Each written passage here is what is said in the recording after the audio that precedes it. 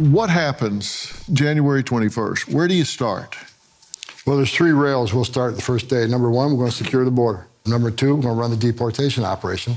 And number three, they're looking for these 300,000 kids. We'll find them too. President Trump's been clear, we're going to prioritize public safety threats and national security threats first because they pose the most danger to this nation. So day one, we're going to be looking for these public safety threats, arresting them, detaining them, and deporting them. And if these sanctuary city mayors don't want to help, then get the hell out of the way because we're coming. We're doing it. You say that the left media has it backwards, branding you as the bad guy. How are you the bad guy?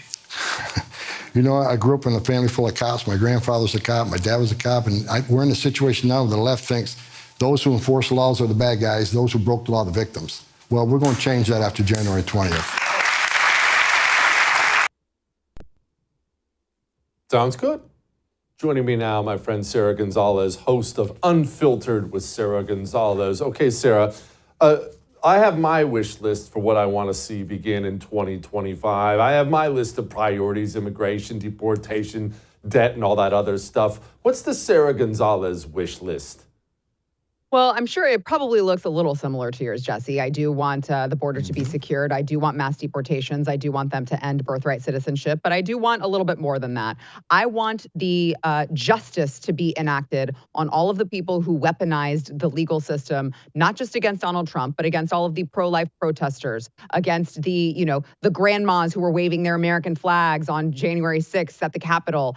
I think that retribution is in order for Anthony Fauci and for all of the people who lied to the American population in order to shut the country down after they, of course, were involved in releasing a virus to the entire world. You see, people have forgotten about those things, but I haven't. And I would like, some may say retribution, but I would just say justice, because these are the real crimes and criminals that we are talking about. Aside from that, I would also like to see federally a ban on, of course, the transitioning of minors, both physically, medically, and then also additionally socially. I can't believe we're in a place as a country where we even have to ban chopping off a teenage girl's breasts, but nevertheless, that's where we are in the country. Okay, so let's focus on the deportation stuff, Sara. Obviously, I'm a cynic, as you well know. I want this to happen. I've been very impressed with Trump and Holman and these guys, how they haven't backed off of that since they won the election. There's been no race to the middle like you normally see. But what is realistic and what is not? I think it's realistic that we start by deporting the criminals. There are plenty of them out there, as we saw during the election season when Venezuelan gangs were, of course, holding apartment complexes hostage. Although the mainstream media didn't want us to believe it, they told you, don't believe your lying eyes. It was happening. And so I think that it's reasonable to expect that we can start deporting the violent criminals and those associated with them. The people who currently are being released into the interiors of the country, who are being released by, New York City, they're bringing them in once they commit a crime and they're just, releasing them, on recognizance, I guess. And so we can, I think, reasonably expect that we could deport these people.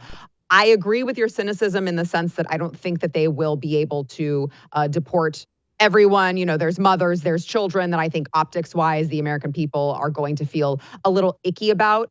I would say, my personal opinion, for what it's worth, I really don't care what the optics are. I hope that they don't care what the optics are, because the fact of the matter is, when people went into the polling booth, to the voting booth, 80%, some polls said, 80% of Americans supported mass deportations. This is an issue that, regardless of how icky it feels at the end of the day, it's an issue that needs to happen. And so I think if the Trump administration can get past the mainstream media clearly trying to target them with optics of, look at this picture of this poor grandma being separated from her children and her grandchildren, if they can get past that and just be missionally aligned that Americans, whether or not it feels good, Americans said that they want mass deportations. I think that they will be successful, but I agree with you. It's going to be a little bit hard to achieve all of it, but why not start with the violent criminals? Sara, let's talk about what you talked about when it comes to justice or retribution or whatever, however we want to put it when it comes to the Fauci types. What's realistic there? Because look, let's be honest, Fauci and Donald Trump were real close. Fauci was his guy. Trump gave him a medal. I realize that Trump has changed his tune on that now, But it's hard to believe that Trump's going to get in there and oversee the prosecution of the guy he handed the country to. I don't disagree with you there, but what I will say is this. I think that Donald Trump has surrounded himself with the right people in his ear, such as RFK Jr., right? Such as, I mean, you've got this alliance of people who were skeptic about COVID. And if he's appointing RFK Jr. to, HHS, that's a big deal to me. Robert F. Kennedy Jr. now in charge of all of these departments, including the one that Dr. Anthony Fauci ran when he was, of course, remember the highest paid federal employee, shutting the entire country down, lying to the American public. We saw that from his emails. This is now public information that he clearly was lying and knew what the real cause of the pandemic was. But so I think that it speaks volumes that he did put RFK in charge of that. Now that we, of course, have the majority in both houses, I'm just not sure how much Donald Trump has to do with that at this point, which I think is a good thing. If Donald Trump can be removed from that and not have to deal with it, and let the Rand Pauls of the world and let the RFK Juniors of the world point these things out and uncover things that may lead to some sort of, justice for Anthony Fauci, that's where I think that maybe we can expect, something to happen. Again, it may be far-fetched, but I'm not going to stop talking about it. I'm sure people like yourself are not going to stop talking about it because it was just a disgusting, horrible stain on American history that just needs to be, repeated until justice is done. Sarah, you brought up the tranny stuff, and I totally agree with you on that. But do you think we've reached peak tranny in this country? And I realize it was always gross and kind of just horrifying. But now that dudes are waving their penises around in women's locker rooms, now that they're chopping up kids, it's clear that this thing has gotten really, really unpopular with even normies in America. Has the tranny madness, I realize it's still here, but you think it's reached its peak? I do. I think that the pendulum is starting to swing the other way. Case in point, you look over at the UK where, remember, they're always a little bit ahead of us when it comes to the radicalization and the craziness and the far left ideology. Well, they're banning, hormone therapy for children. They're closing down their gender transition clinics for children because they see the actual statistics and they see that it doesn't help these kids. It actually makes them more prone to depression and suicidal ideation and, all of these negative effects. And so when we see the writing on the wall with what's happened at the UK and we see the American people clearly voting for a return to sanity, it looks to me like it's reached its peak. There's only so many trannies that you can prance around on the White House lawn showing their fake breasts to the American public before they say, okay, we're done with it. There are only so many young women who have to get brain damage from, competing against men. True story. I just saw it. I believe it was the Post Millennial that had this article out. A young woman suffered brain damage from competing against a biological male. There are only so much that the American people are willing to tolerate. About 50% of this American public are women, are females who are being affected by this. There's only so much that we're willing to take.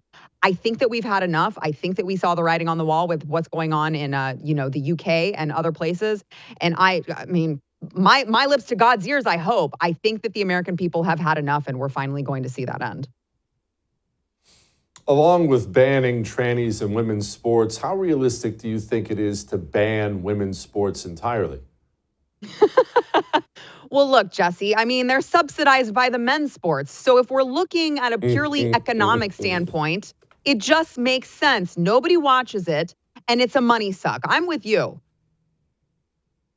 Absolutely. Sara Gonzales, best of luck to you and your family with all these deportations that are coming. Thank you, ma'am. I appreciate it. I would thank you for coming to my YouTube channel, but I know how brilliant it is, and I know you love it here. So subscribe and watch. We're going to start really ramping things up and putting some funny stuff, some interesting stuff out there, some collaborations. Either way, my YouTube channel is officially the place to be. So stick around.